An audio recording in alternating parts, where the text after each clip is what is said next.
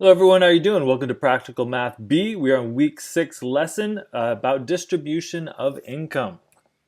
The essential question for this week is what affects the distribution of income and how can I use mathematics and statistics to analyze it? Here's our objectives. Our objectives, we're going to explain why more productive workers usually earn more income. We're going to identify at least one government policy that might influence the distribution of income. We're going to analyze the impact of a government intervention in a market on the distribution of income, compare measures of central tendency to analyze the distribution of income. We're going to construct a Lorenz curve using an online interactive and then calculate the Gini coefficient to analyze income inequality. As you're taking notes over this video, you can pause it at any time. You can use this video and the week 6 reading text to further learn about this topics and as a resource while working on your other assignments. And let me know if you have any questions or want clarification on what you're supposed to do for this week. Okay, let's get started with things. To help jump us in, what do you need to do to get a good job? When you think about a good job, you think about one that pays well, has great benefits, that works with doing some good stuff. What do you need to get a good job? Well, some things that come to mind could be education. You may need to go to college. You may need to get some training degree. Depending on what job you want to get, you have to get trained to be able to qualify for that job. You may need personal connections. You may need to know someone. Personal connections. You may need training. There's a lot of things to get a good job. You may need some experience. You may take all the education you need, but you still can't get the job you want until you have a certain amount of experience and you kind of work your way up. So there's a lot of stuff in terms of getting a good job that we kind of all intuitively know, right? If you don't have these things, training, education, experience, or connections, you can find jobs, but it's hard to find one that pays well that you like doing. That's what we're going to get into. In economics, we have this term called productivity. Productivity is the amount of output produced per unit of input used per unit of time. It's a really confusing way to say a productive employee gets a lot done in a short amount of time with not a whole lot of resources having to be put into it. So people who own businesses like productive people in their jobs. They want to hire productive people. You're more productive. What helps you be more productive? Well, work ethic, right? If you have a good attitude about your job and about how to work hard, you'll be more productive. You'll be more productive again if you have the right training, right? If you don't know how to do your job very well, you're not going to be very productive in it. So there's a certain amount of training and a certain amount of education that you need to have to be very productive in your job. I would say there's certain types of skills. This comes from training and education, but this could be skills or talents that you already have that can make you more productive. So there's things that can help you to do. So in general, this idea of income, being paid well for a job, and this idea of being productivity overlap in that the amount of income you earn varies according to your productivity. If you're not a very productive person, you're not going to make very much money. Whereas if you're more productive, you're probably going to make more money. And we've seen productivity is influenced by your education, your experience, your talents, and your personality, among other things as well. Think about people you know around you who are very productive, who are just able to get a lot done, accomplish a lot, take care of a lot of things. Just think about what helped them to get to that point. One issue, as we talk about income and productivity, one issue that has been getting a lot of attention lately in the United States is this idea of income distribution and that inequality is growing. Rich people are getting richer, whereas poor people are getting poorer. We see this in terms of the minimum wage, right? We've just had a lot of talk around increasing the minimum wage in Oregon. This is a national discussion as well. There's all these protests going on about the 1% versus the 99%. In the election, Make America Great Again, there was a big platform about Donald Trump winning and being able to bring back jobs that we're losing, spur the U.S. economy, people who are out of work and not being able to make an income. There's a lot of talk about healthcare, right? Healthcare is very expensive. We're having to pay a lot of money, and so trying to make sure healthcare is affordable for everyone. There's a changing job outlook, right? Robotics, there's jobs that are different than what they were 20 years ago, and it's scary for people to figure out, well, how do I get a job if my job is no longer there? And there's a lot of controversy around unions. Unions used to be really huge as a way to sort of protect jobs and protect income levels, and we see that unions are becoming more and more less popular. So economists and other policymakers who want to better understand all this stuff around income distribution, all these controversial topics, we want to be able to make good policy decisions, so we bring a lot of math, we bring a lot of statistics to understand what is going on. So that's kind of what we're going to do. We're going to do a simulation of 25 households and income levels. We're going to do some calculations and statistics to understand what is going on with the income levels in our simulated households. All right. So let's first take a look at who we have in our group. We're going to look at 25 people, their education, their income levels, their jobs, and then we'll take it from there. All right, here we are. So you can see, here's our simulated income people. The first person, the one who's making the highest income, they're making $1,000. They graduated from law school. They've been a practicing lawyer for 20 years. So they have a lot of experience. If I keep going down, I can see the income levels are decreasing. There's someone who makes $250.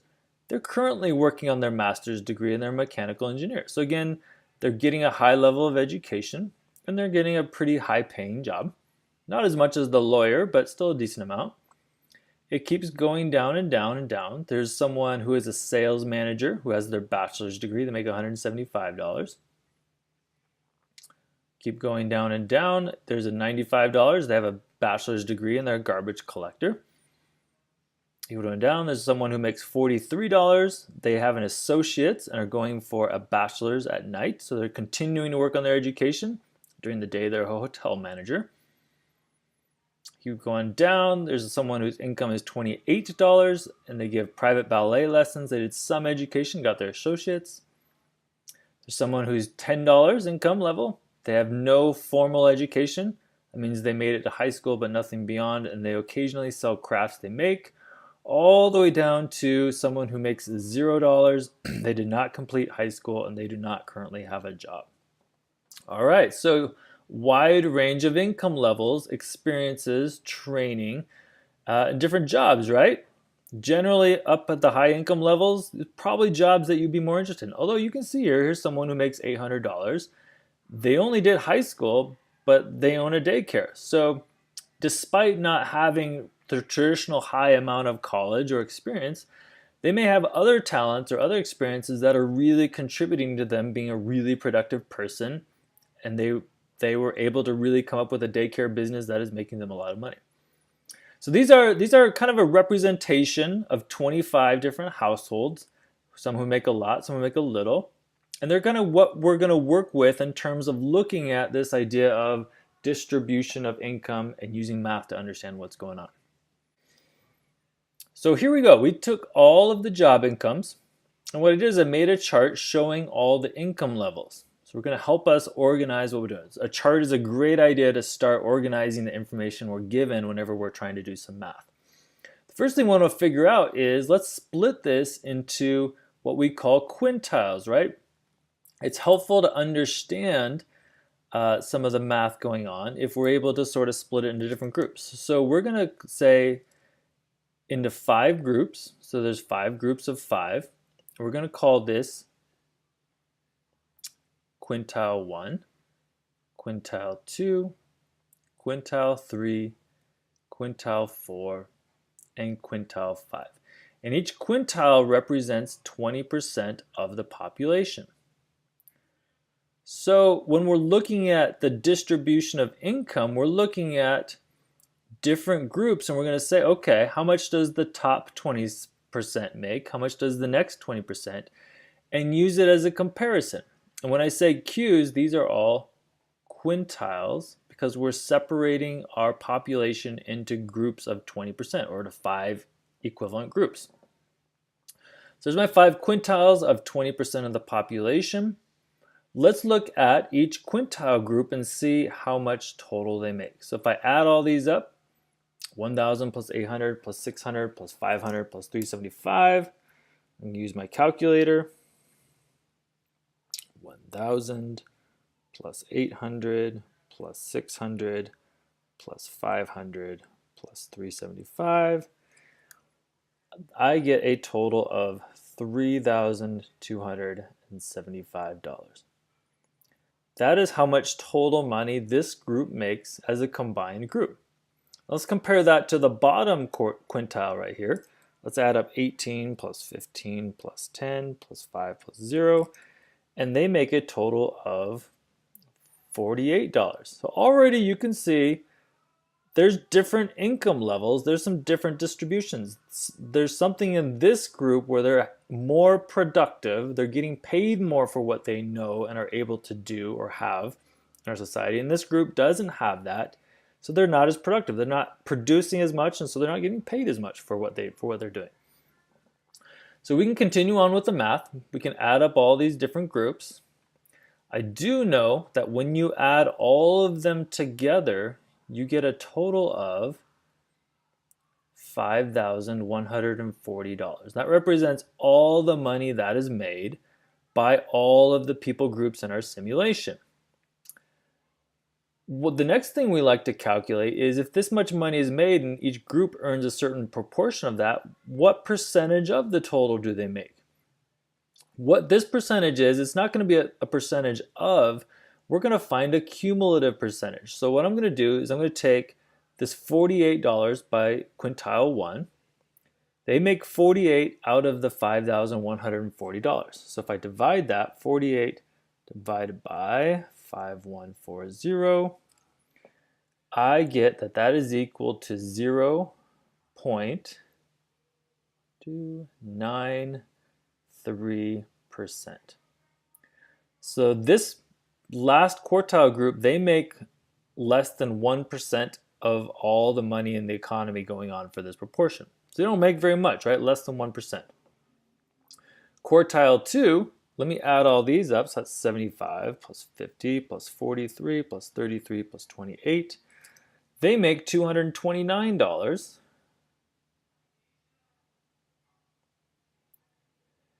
out of the 5,140. But instead of taking 229 and finding out what percent that is, I want this to be the cumulative percent.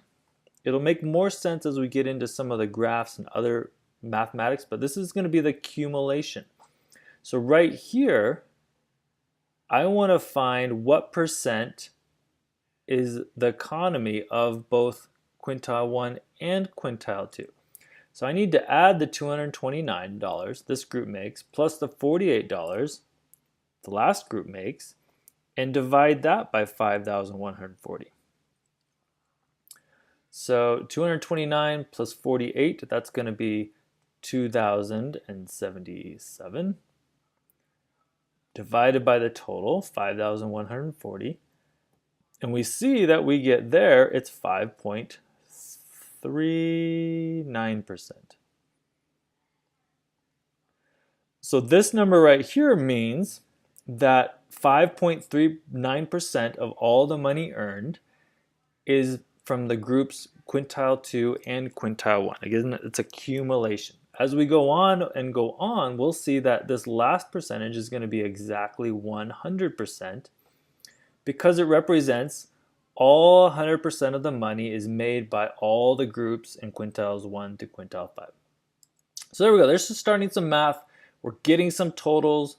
We're kind of starting to break things into groups so that we can better understand, well, how is the money spread out? How, in terms of people making money, do certain groups make more or less and whatnot? If I fill in the rest of the chart, here we go. Here's all the totals for each group. And here is our accumulated percentage. So you can see here, there's our 0.93%. That's how much quartile 1 makes. Here's our 5.39%. That's all quartiles 1 and quartiles 2. The bottom 3 quartiles make 16% of the income. The bottom 4 quartiles make 36% of the income. And the rest of it is made by all these people in the top group, quintile 5. They make 100% altogether. And you can mathematically then kind of work backwards and find out, well, what portion of each group. But we're not going to do that in this point. But here's a chart we have to go on that's giving us some sense of how our income levels are distributed by each percentile group. Now, what can we do with that? Let's go into our chart. We have an online website we're going to go to. I'm going to show that you here. And we're going to make a graph showing our income levels and kind of, again, understanding what our population is doing here. So you can go to this website up here, technology.councilforeconed.org/income-distribution. You don't have to do it, but I'm going to show you here. And this is going to give us some data and some graphs based on our income household data. So I went ahead and put in all the household data for all 25 groups. And what this is doing is it's splitting it into quintiles. Again, there's our same running percentages, our cumulative share of total income. I can go ahead and put in the quintile share. So I know the first quintile, if I go back to my PowerPoint real quick, let's see, we had 48, 229, 548, 48, 229, 548, and the last two were 1,040 and 3,275. So 3,275 is how much that group make, and 1040 was how much that group. So here's how much each group made in terms of the total income, and then the cumulative share of the total income. And we get this nice little curve right here. So at the very end, 100% of the people are making 100% of the money.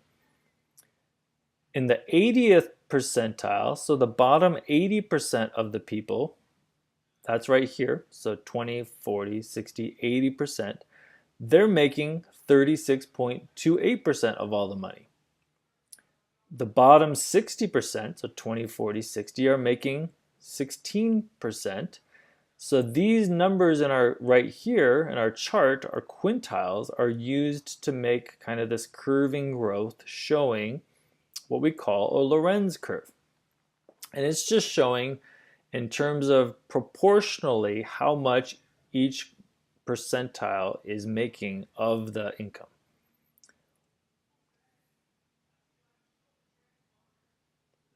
All right, we're going to come back to this graph and we'll talk more about it later here. So that previous graph, it brings up this idea, and you may have already thought about it, but this idea of income inequality. When we talk about income inequality, it's the unequal distribution of an economy's total income among individuals, families, or households. If you are an economic policymaker and you're trying to make decisions for the country, you walk the tension of the following ideas. If you are more productive of a person, you should have the freedom and the ability to make more money for your productivity. You should be rewarded for working hard. If you went to more school, you should be rewarded for that. If you are a really hard worker and a lot of drive, you should be rewarded for that. If you have a lot of experience and if you stick with a job and get really trained well, you should be rewarded for that. If you are more productive, if you're making your employee more money, you should be rewarded for that. However, we are also a collective group of people. Some are able to produce a lot, have a lot of advantages, are really talented, are just been privileged to be able to make more money, and other people have not been able to. So there's this idea of, as we have a collective responsibility for those who are able to produce and earn more, they have the responsibility to help support those who are unable to produce and earn money. All right, this is why when we talk about making sure kids don't go hungry, or making sure we provide great support to the foster care system. Kids aren't able to produce and earn money and support themselves. And so everyone can agree, yes, we need to make sure we have things in place, structures in place to support these kids. And that costs money from our taxes. And so we have taxes that go into support systems to help take care of kids who are unable to take care of themselves. And then this is all bigger, but that's kind of the idea is if you have money, you should be able to make money. We want to reward people that make money, but we also have this idea of if you are able to make more, you have more responsibility for what you're able to do. And it's a tension, right? So we get into this idea of redistribution of income. It's a way to help other people through. And we do that in the US. When you do taxes, some people are taxed more than others. If you make more money, you're taxed more. That's a way of redistributing income. If you make $500,000, you get taxed a higher percent. You're contributing more to what's going on in government than if you only make $10,000. You're not taxed as much. The government does spending, right? We have Medicare and Medicaid, which provides health care for people who are unable to get health care on their own, whether they're elderly people who are retired, whether they are disabled people who have been injured, or they're sick and unable to do it. We have spending programs, Social Security, spending programs in place to help support those who don't have it. We have assistance programs, right? Unemployment. If you get injured on the job and you can't earn money, we have programs in place to help you until you are able to get healed up. We have education. You can apply for grants, for scholarships, to go to college and to support that. Training programs to help people who don't have jobs become employed. We have all sorts of ways in the US where we try to assist those who don't have much to help get them to where they can be contributing and productive people. So let's take a look at this. We're going to go back through our simulation and we're going to do a redistribution of income to see if we can bring a little bit more equality to all of our households. Here's what we're going to do. Each household in quintiles 4 and 5, they're the ones that make the most, are going to be taxed $50. Each household in quintiles 1 and 2 are going to be credited $50. So there's this shifting of economics, right? Let's see what happens to that in our chart. So what I did is I went through our previous chart and I subtracted $50 from each of these. And we added $50 to each of these income levels. And you can kind of see that they don't make as much money here. This middle group, they stay right the same, right? They're not taxed, but they don't get any benefit. So they stay right where they are. Our percentages have changed.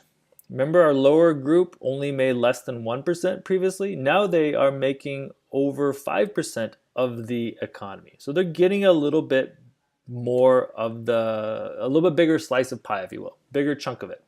This group went from 5% to 14%, it's a cumulative now. This group actually, all three of them have a cumulative increase now. And you see these numbers are higher across the board because if you're on top, you're giving a little bit to those who are down low. And if you're down low, you're able to get some that you didn't have before. Let's look at our new results on our new Lorenz curve and see what does redistribution do to the shape of the curve. And as we look at this, we're going to talk about what were the results of our government redistribution, taking $50 from those on top and giving it to $50 down below. And something else to think about is how might this policy actually affect people's willingness to work, right? If you're productive and you make a lot of money and you give some of it more, does that increase your desire to be productive? Or does it change it? Does it decrease it? These are things to think about as you're using math to make economic decisions. So let's go back at our Lorenz curve here. So this was our previous curve. We put in the previous economic data. What I have now is we put in the new household data. So in the top 5 groups, or top 5, second 5, these are decreased by 50, and we added the 50 down below. Same 25 households. You can see the original curve in orange, but you can see our new curve now in blue. And what you see is when we have a distribution of income, the shape of our curve becomes a little bit more flatter. It's less curvy, it increases more, and it gets a little bit closer to this line right here. The Lorenz curve, what it does is it helps give you a good picture of economic distribution. If we have a straight line right here, if our Lorenz curve was a straight line, that would mean everybody made the exact same amount of money. It means the lower person made 500 bucks and the person who was the most productive made 500 bucks. Doesn't matter how productive you are, what job you have, everything, you make the exact same amount of money. Probably not an ideal situation, right? We like to, in our country, it's valuable to, if you work hard, you should be rewarded for it. We love incentives, rewards, they're very motivating to us. So if we take away any incentives and any rewards and make everyone earn the same amount of money, the fear is that we'll become just really apathetic. There will not be any incentives to work harder, be more creative, be more productive. On the same hand, though, if you're very curvy, if it's flat and flat and flat and then curves a bunch at the end, that means people who are on top control all the economy. They control all the money. They control all the resources. And as you know, it takes money to be able to make money. If you don't have any money to go to college, you don't have the ability to increase your level of production. You don't have the ability to get even a job to get training. There's a lot of talk about how you tend to do the same type of income level as your parents do. And so if there's growing inequality, if there's these people down below are not able to do things to increase their productivity, then they kind of get stuck here, whereas the people up here have more ability to because they have more resources. So it's a fine balance. We don't want equality for everyone, but we do want it a fair share where you are rewarded, but yet you are supported at the same time. And so how to do that best is really tough to do. So there's some other statistics we can use as we're looking at income distribution, right? One of them is to find the middle of the data set. You may have heard of these, but we have what's called the mean. The mean is where we add up all the income levels and divide by how many we have. So we can find the average income or the mean income level. We also have this number called the median. So the median helps us see what is the middle, but instead of the average middle, it's line up all the income levels and we just pick the income level that is right in the middle. So let's do that. Let's find the mean and median of our 25 incomes. So let's first find the mean. We have all of our 5 incomes right here, right? So to find the mean, the first thing I need to do is add them all up. Add up all 25 incomes. I'm going to pull out my calculator, got a lot of button pushing. And to do that, I already have the totals here, so I'm just going to add these 5 totals, and that'll give me the total, which we already have done. It's 5,140, right? We used that to get our percentages. So that's the total income that was made by all 25 groups.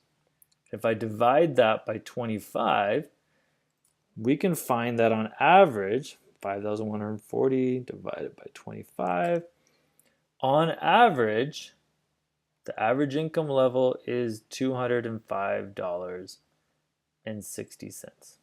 So that's what we would call the mean. But now let's also find the median. That's another way to find the middle, right? The median is the most middle if I line them up from smallest to largest. Unfortunately, I already did that. This is the largest right here. And if I go down row by row, this is the smallest. So if I work my way in 5, 5, go in another 5, keep going down another 5, 1, 2 that way, and 1, 2 that way, the most middle number is going to be $105. And that is our median income. Now here's an interesting thing to observe. One way of calculating the middle was $205. The other way of calculating the middle is $105. That seems to have a little bit of a discrepancy, right? Those are not even near close to each other. what is going on where both of these are the middle, but they're both so different from each other? Well, the mean takes into account all the numbers, right? If you look at them from 0 up to 250, that's like most of the numbers. 20 numbers are from 0 to 250. But then you have these top ones right here. We have 1,000 and 800 and 600 and 500. You have what are more extreme values that are farther away from the other numbers. Most of the numbers are here, but you have a few numbers that are really high, and extreme values really affect the mean a lot. So these few numbers up here are really pulling the average higher than what is probably a decent representation. If I took away even just the top 3, my average is going to be, or my mean is going to be a lot lower of a number. So sometimes when we're talking about income level, or if we're talking about like the price of houses, there's certain values where we don't want to use the mean because it's not really that accurate, and we may want to use the median. It's probably fairer to say for this situation, the median is the better indicator of what the household income is. And if you look at any government data, you'll see that they use the median all the time when talking about things like income level for households. So here we go. So for us, our median income is $105. That's about the middle for most of our data. And we have a few values that are extreme that they don't affect what the median is. So yeah, we've definitely concluded the median is a better measure of the middle for this particular data set. All right, so let's summarize. What have we done? Well, we've looked at quintile sums, right? We took our 25 houses, our 25 household incomes, and we split it into groups of 5. And that helped us kind of think about what was going on. What is our income distribution? We made percentages, right? We then used sums, and then we found percentages, and we looked at what is the percentage of total income. We had a graph in which we're able to see, is the income level increasing or decreasing? We have the median and the mean. We talked about the benefit of the median for looking at income distribution. There's one step more that we can do using Lorenz curves and helping us to understand this idea of income distribution. The Gini coefficient, it's got by this guy named Gini, got to name it after himself, but the Gini coefficient is found by taking the area of part A in the Lorenz curve, and that area is, when we say A, it's this part right here.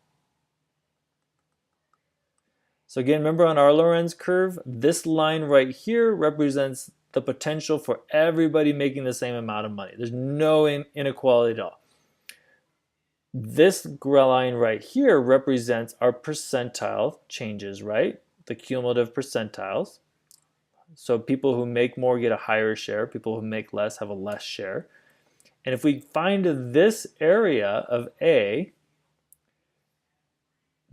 we'd find that area of A and divide it by the total area of A plus B.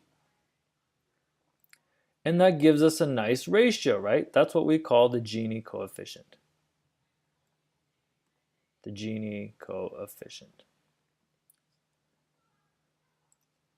If we have a Gini coefficient closer to 1, that means this area right here is really, really large, and it means there's a huge amount of inequality, right? It means this area of A is the same almost as A plus B.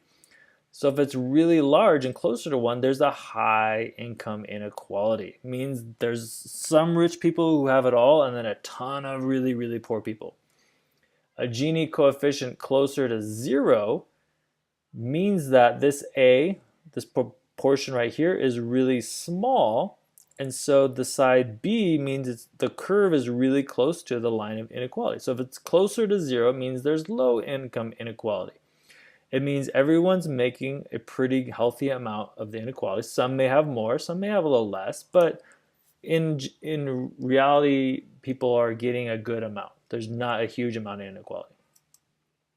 Now here's what's interesting. So historically, Well, we can kind of see this in our Lorenz curve right here, right?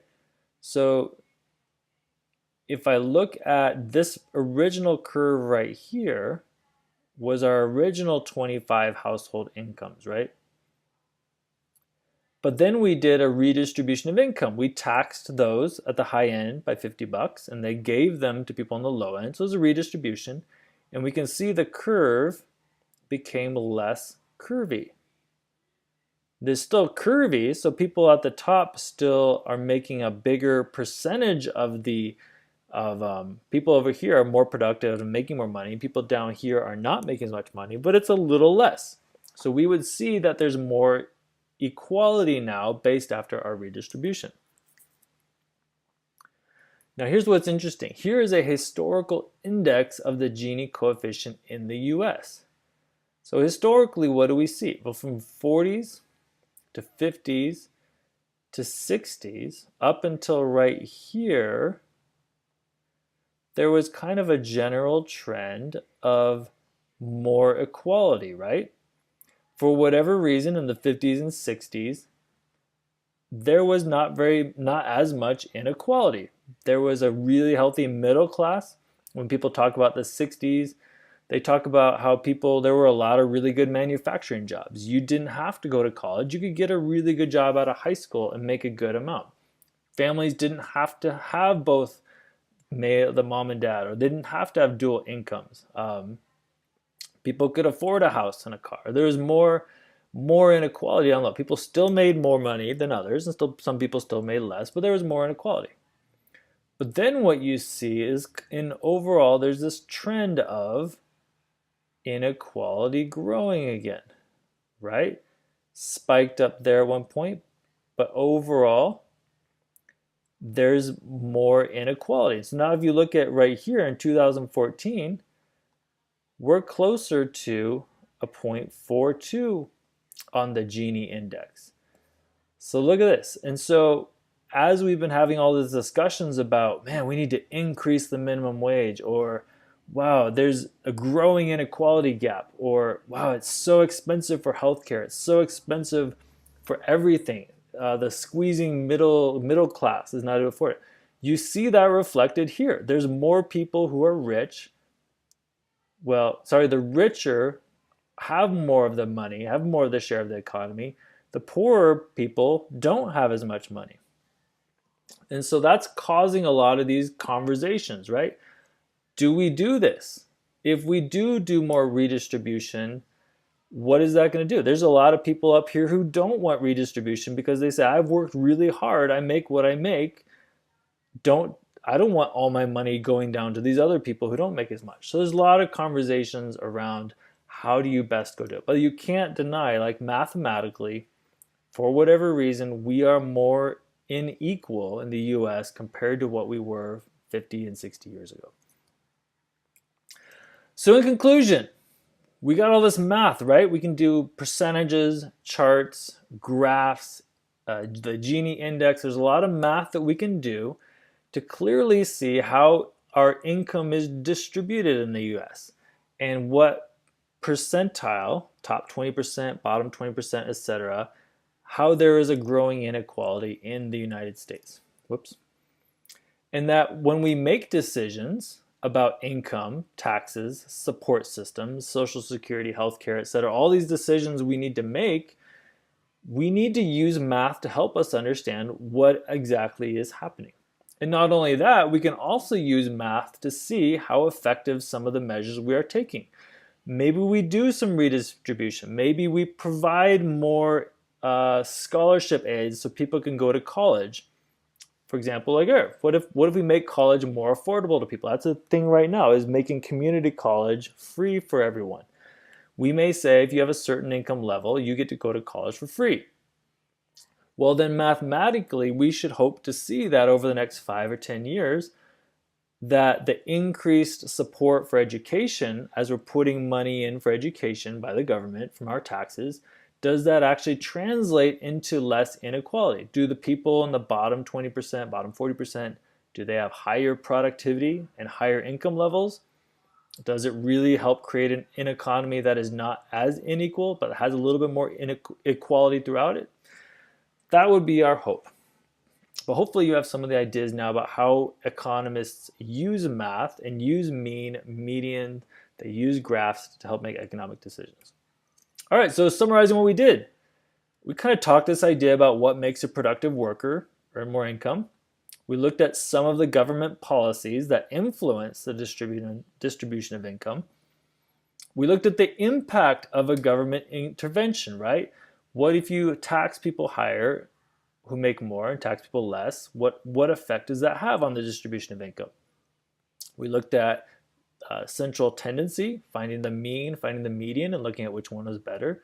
We looked at Lorenz curves by using our online interactive website that we did.